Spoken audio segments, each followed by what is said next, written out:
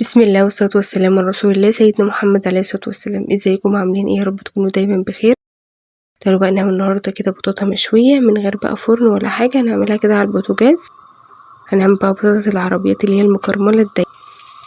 اول حاجة كده بطريقة سهلة وبسيطة خالص، جبت بقى البطاطا مسكتها غسلتها غسلة حلوة قوي عشان طبعا اللي بيحب طبعا ياكلها بالقشرة. تمام.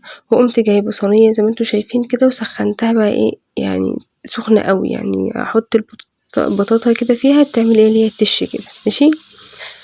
سخنتها تسخينة حلوة وقمت رايحة حاطة رصة فيها البطاطا كده بتاعتي، وقمت رايحة حاطة عليها ايه 3 معالق من السكر، 3 معالق من السكر كبيرة. بعد كده هبدأ بقى ان انا اغطيها، بجيب ورق زبدة الاول عشان الفويل متفعلش معاها لانها تقعد بقى مدة كده على البوتاجاز، وهي احط عليها ورق فويل واغطيها واقفلها بقى تقفيلة ايه حلوة عشان ما يخرجش منها اي بخار. وعلى نار بقى هادية خالص كده عشان ايه تستوي براحتها. اول حاجة سبتها 25 دقيقة، ولا فتحت عليها ولا قلبتها ولا اي حاجة، سيبها ل25 دقيقة على نار هادية كده براحتها، واقوم رايحة فاتحة وبعد كده ايه اقوم مديها ايه تقليب. اديتها كده تقليبة اهو مع بعض، واقوم رايحة مغطياها تاني. رجعت غطيتها واقوم رايحة برضو مظبطة المنبه كده على 20 دقيقة، يعني الوقت ده ان شاء الله مظبوط، ما اتحرقتش ولا اي حاجة ولا اتلسعت، والدنيا كده مظبوطة والسوا مظبوط. واقوم بعد ال20 دقيقة افك عليها واديها تقليبة واغطيها بقى اخر مرة، بقى اسيبها بقى ايه ربع ساعة يعني 15 دقيقة.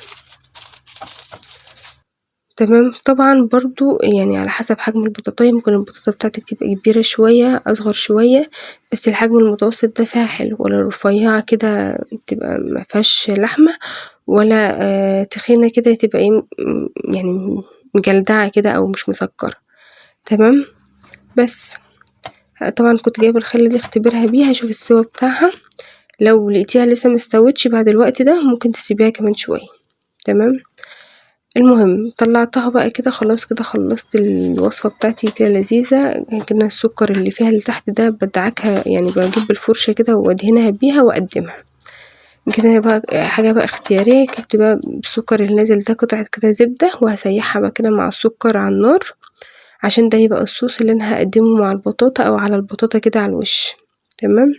بجيب بقى طبعا البطاطاية اقوم رايحة فاتحاها، واقوم رايحة حاطة عليها من الصوص اللي احنا عملناه اللي بالزبدة والسكر ده، وتتقدم وبألف هنا.